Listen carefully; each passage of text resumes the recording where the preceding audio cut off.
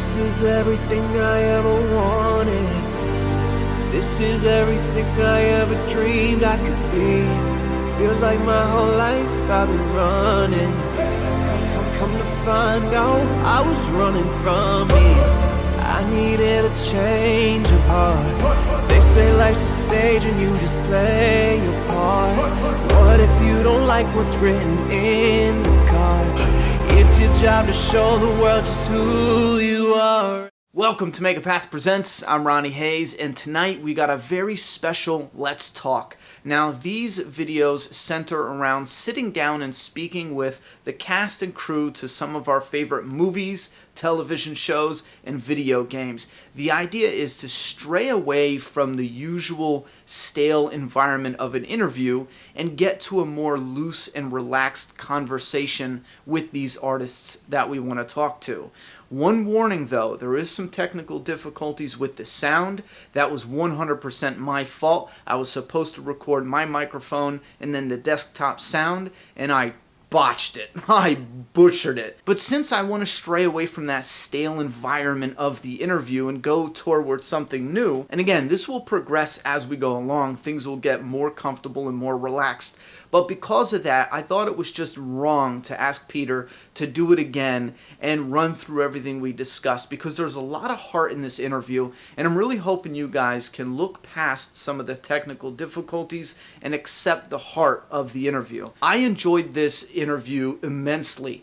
And like I said in a live stream, Peter is so cool and down to earth. When I started the interview, it was an interview. By the end of it, I feel like we're friends. That's how cool this dude is. So we're going to put out the first part right now, and then I'll get to work on the second part and put that out. So if you guys like this kind of video and you want to support it, my promise to you is I am down 100% to keep this going, and I will absolutely fix that sound problem.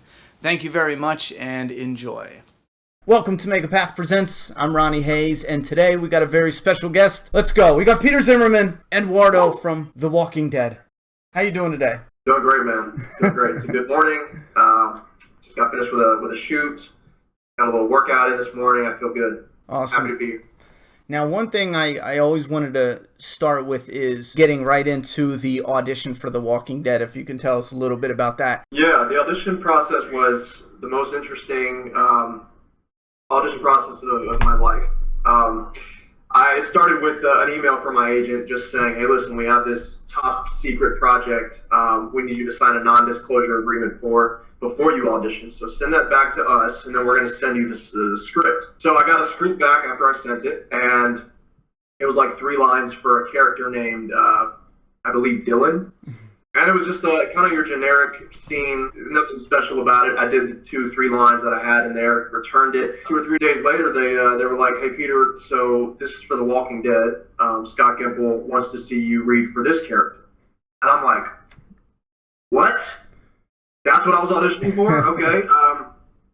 So I went ahead and put myself on tape for the second round of auditions, and this time it was for a character named, I believe, Sonny or something like that.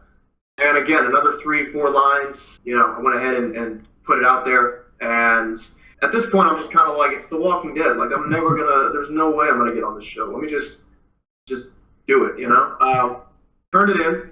I was working at Costco at the time, so I had 3-4 a.m. shifts, and I was so consumed with that, and just, that was my life at the time. And I got a call leaving work one morning, and it was from my agent, and she was like, hey, listen, so AMC is actually looking at you and one other person right now for this role, for the role of Dylan, because that plays in later to the process. But they said Dylan is the guy I was up for.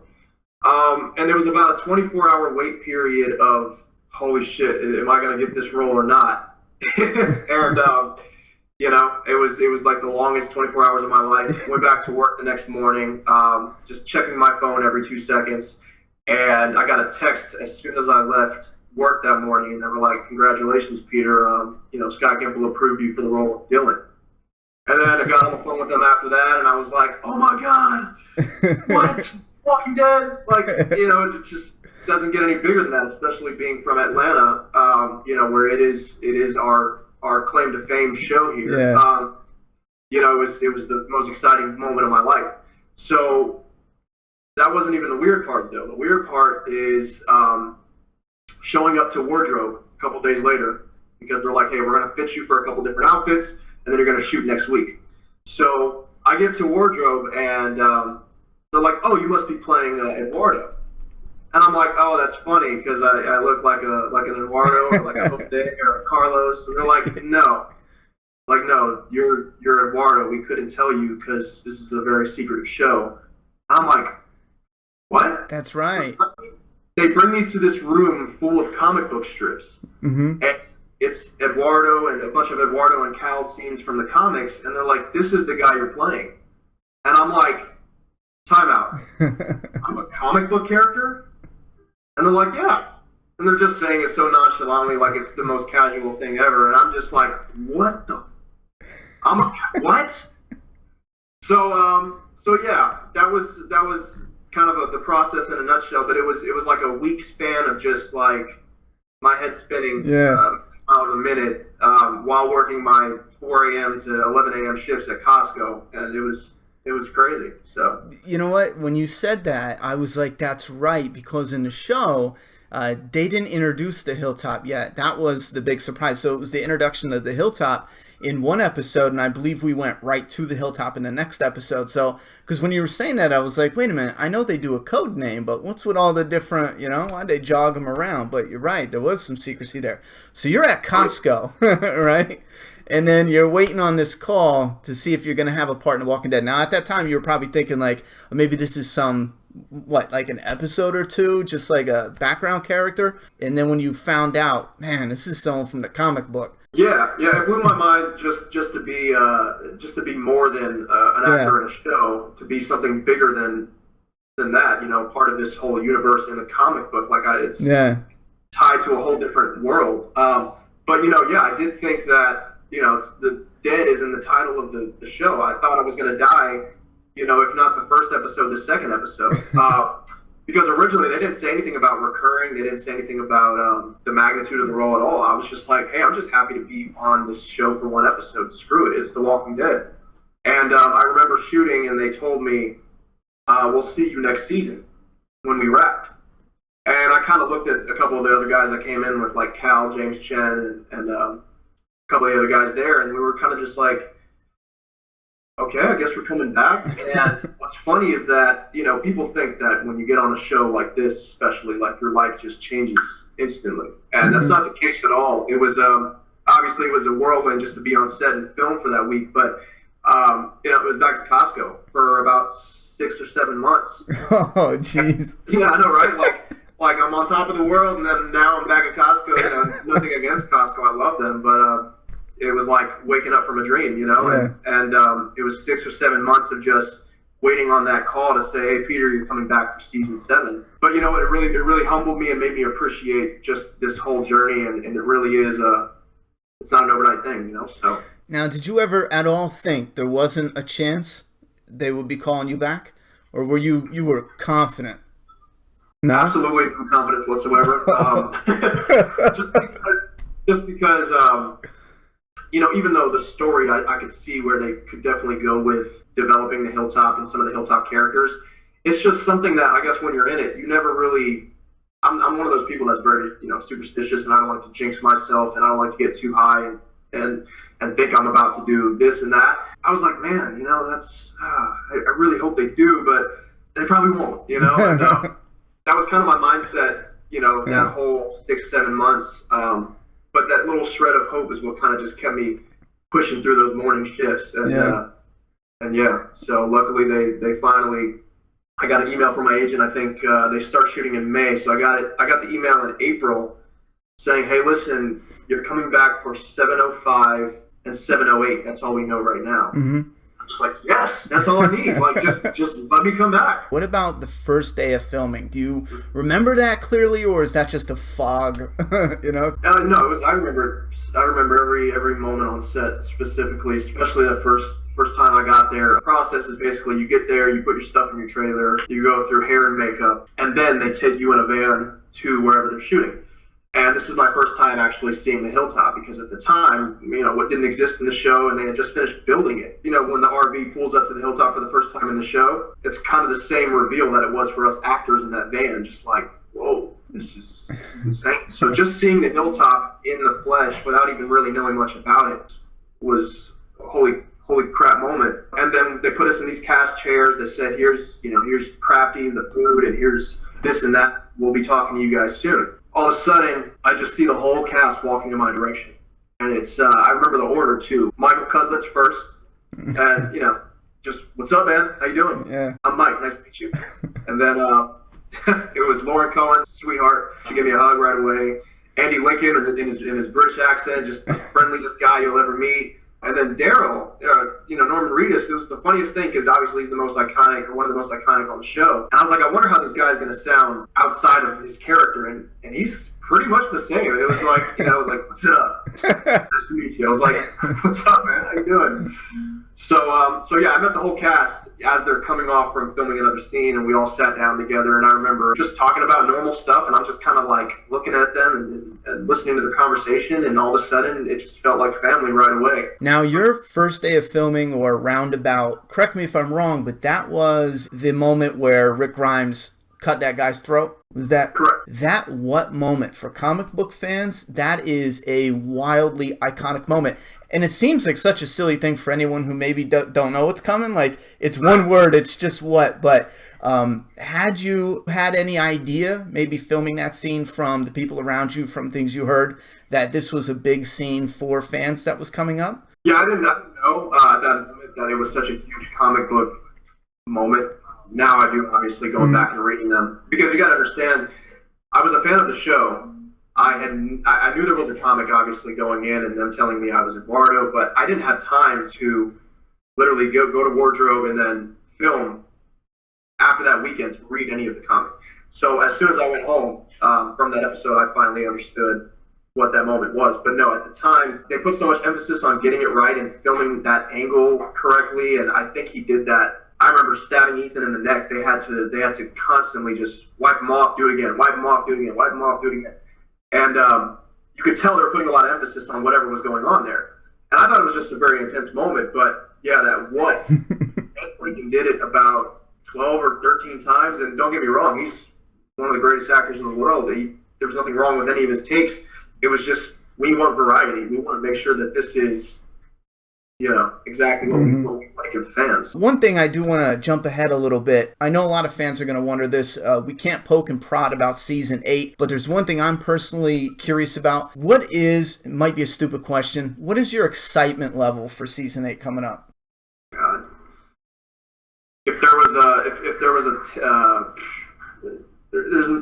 I can't even put a number on it. It's a group. I was excited for season 7 because I was coming back.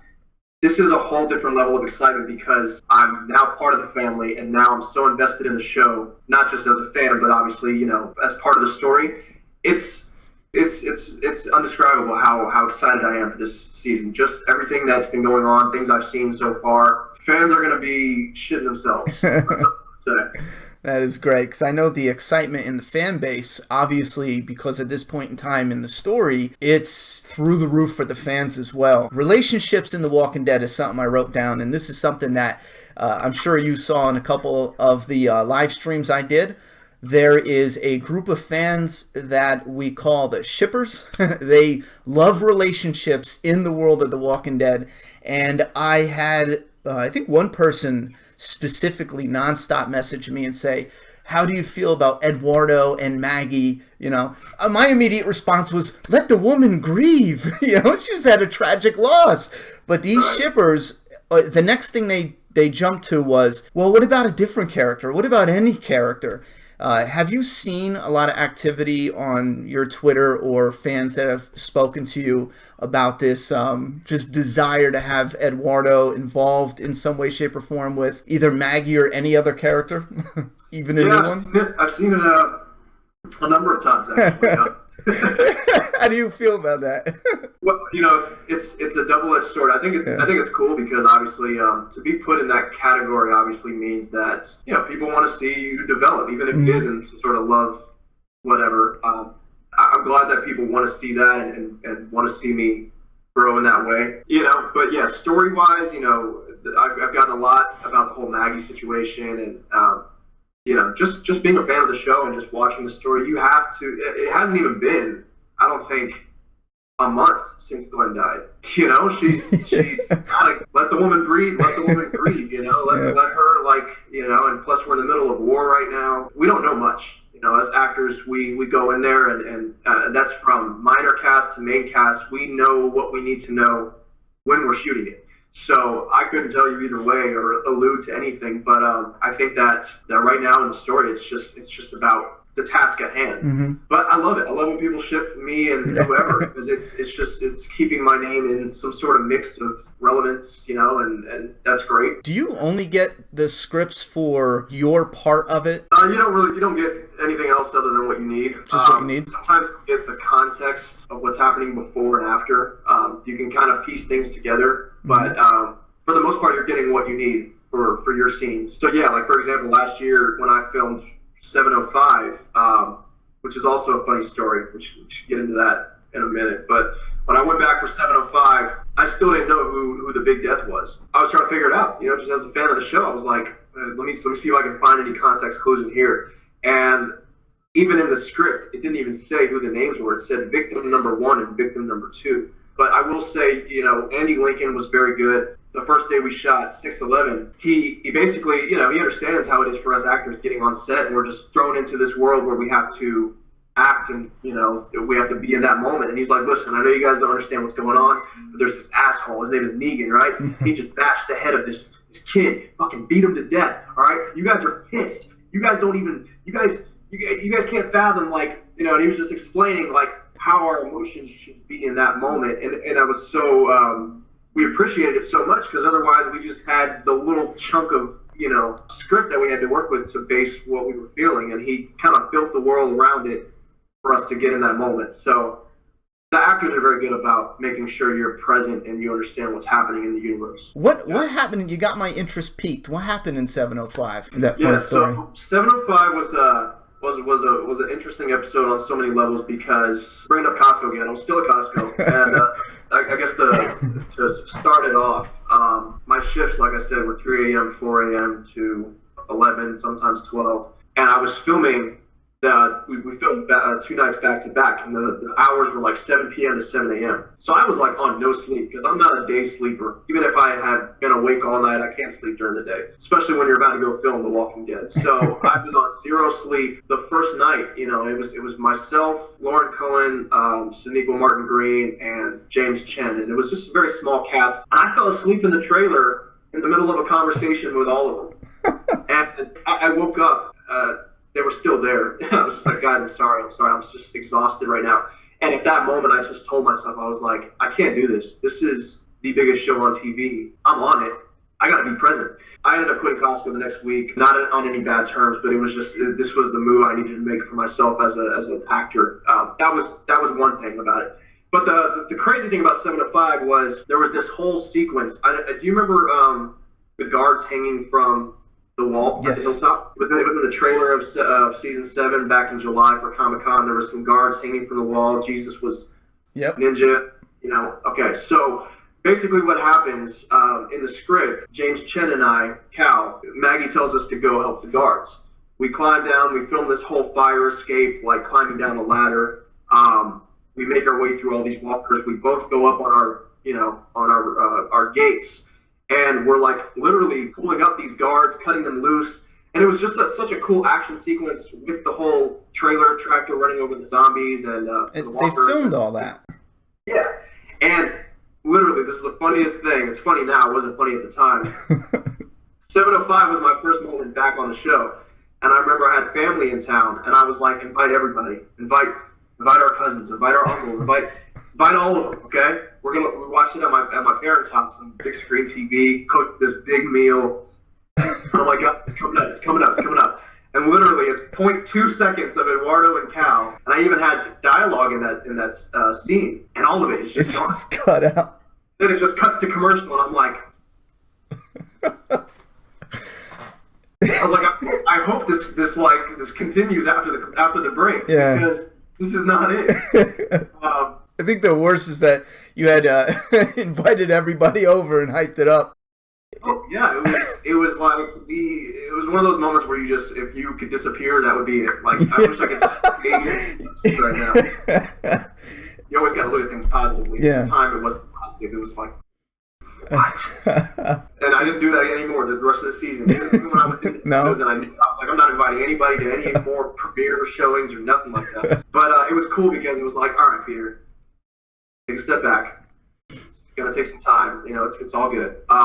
But yeah, and every time I watch that episode, I'm just like, listen, at least you can laugh about it now, because that is a pretty funny story. But look at the bright side, man. You can invite them all back and then watch the deleted scene. Tell them that's what you were supposed to see. Speaking of which, that might be, do you know if maybe that will be on the Blu-ray? Because now you got me excited for some more deleted scenes. I'm not sure, actually. I hope so. I think, you know, I mean, I was there for 2 nights. 12, 14 hours straight. You know, they got the coverage of it. So I would assume it would be in there. Hopefully, I'm going to check out the Blu-ray too, but I don't know. They haven't told me yes or no yet. That had to have been a time issue or something, because that feels like something that possibly as a fan, I feel like that probably should have stayed in the episode, and maybe they had to cut it, unfortunately, because of time, or to let the episode breathe a little bit. But I thought that'd be a little bit better as a fan, honestly, to see some people from the Hilltop other than Jesus taking part in that. So I don't know how many fans even heard of a deleted scene. That's the first time, honestly, I've ever heard of a deleted scene at the Hilltop. Now I really want it to be on the deleted scene. Good, man. If you see it, let me know, please. But yeah, that's you know, you always got to trust the direction, and you know, and it's not in any negative light that I'm looking at that whole episode.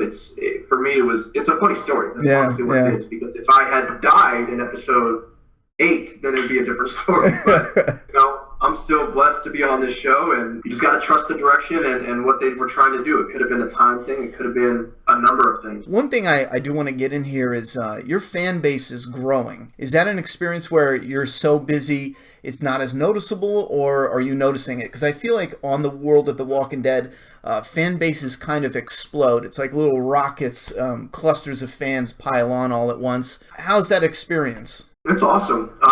You know, it's definitely not something that goes unnoticed, because I've been working at this my whole life, you know, not just acting, but with music as well. And, you know, I'm sure you know that the same struggle. It's all about, you got to build. You got to, in this business, you need to promote yourself, and, you know, you constantly need to gather an audience. So it's definitely something I've always kept in mind. At the same time, I appreciate every single person who follows, every single person who likes, whatever it is. But yeah, I wouldn't say it's been an overnight thing either. I mean, the span of, I guess, 2 years now, it's been like a gradual increase. I'm excited about it. I think that I'm in a great position right now to be, to have this platform and to be able to be a person of interest. I think it kind of blows my mind, because I'm not that interesting. Yeah.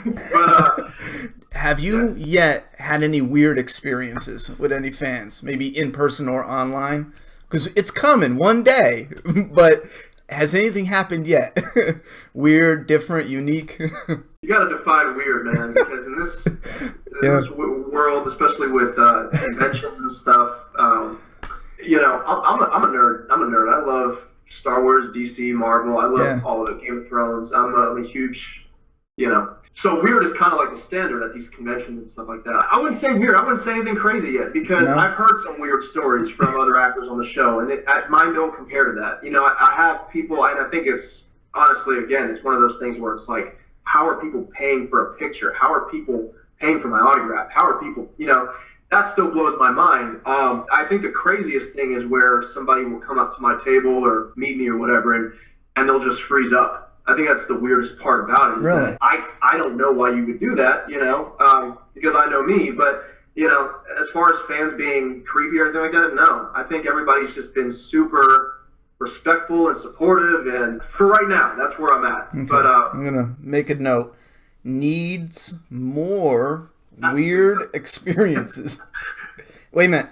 Extremely weird experiences. What other projects have you done previously before The Walking Dead. Anything in particular you're the most proud of? I'm most proud of this project just because of everything that's attached to it. You know, it's not just a show, it's a culture. You know, and this is going to be around years after I'm off the show. This is definitely the most proud I've ever been to be a part of something. But I've done, you know, Atlanta's a big film capital now. So I've done a lot of shows that are based out of Atlanta. Like the first show I did, I was 17, Tyler Perry's Meet the Browns on TBS. I guest starred in one of those episodes. I did Necessary Roughness on USA. I did an episode of Banshee, and that was pretty cool. That was another scene that got cut, which I was super pissed about. I got choked out by a telephone wire. Yeah. And the guy in the show kicked my ass. And I was just like, please let us make it, because this is awesome.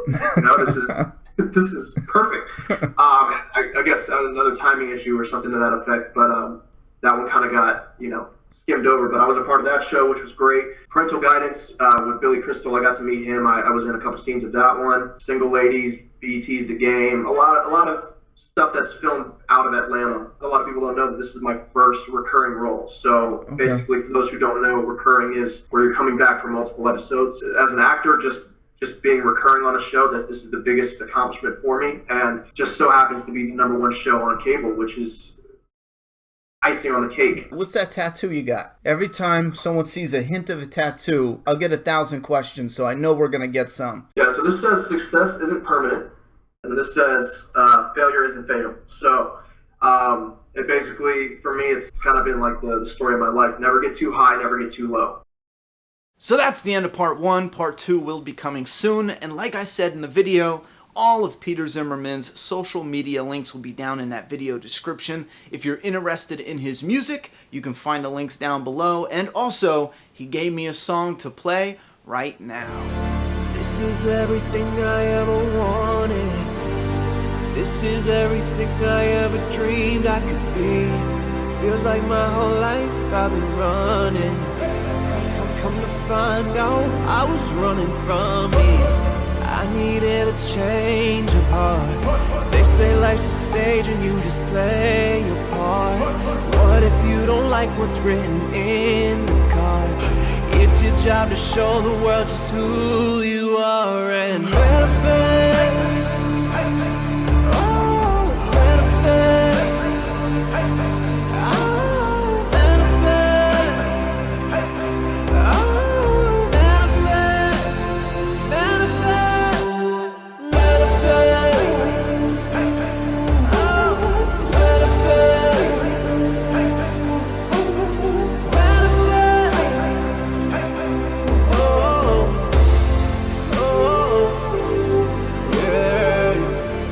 I just always felt like an outcast. Always thought what I did was never enough. Friends know I never really had that. Thankful for it all, look what I have become. Thankful to my family who was always there. Thankful to the ones who said I won't be here. I used to be bitter back when no one cared. Till I took control of my life, had to manifest. Oh, manifest. Oh, manifest. Oh, manifest. Manifest. Manifest. Oh, manifest.